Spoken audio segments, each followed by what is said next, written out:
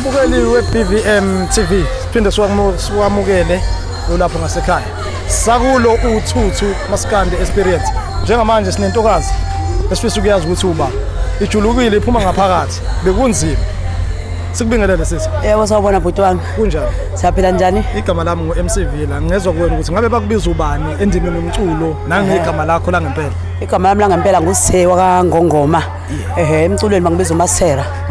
Masera udabuka eMkhomasi ogcwala ngomoya emgangeni isigodi. Nkosi. uMasera phela ukuthi mabeqhamuka memeso 7 kanjani ngabe noma nawo umeso 7? Hayi mina ngumisi mina ngumisi nhlobo. Yebo. Sibonile iperformance yakho ngaphakathi. Yebo.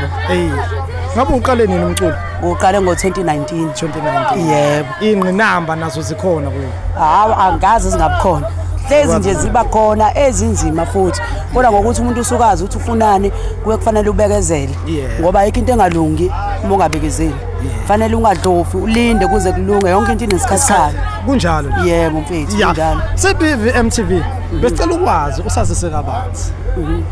Ngabe uzwe nini umcimbi lo uThuthu nize ngala nisuka likude kangaka? Ngasho mhlawumbe amasonto amathathu bengaphosisi sapromoter sanxenxa abantu ukuthi bafike sase siyasuka nathi ngizinze eThekwini ke mina la ngizinze khona sakwazi ukuthi sisuke khona nengane ngisebenza nazo size khona ngala. Sibonile iperformance ngabe uzizwa kanjani ngayo? Hayi ngizizwa ngihappy. Ngihappy kakhulu hayi ngiyayithemba. Ngiyakubona ngiyayithemba aziphelele zu 12 stage maziphelele. Manje kuya ngokuthi indawo esihamba ingakanani.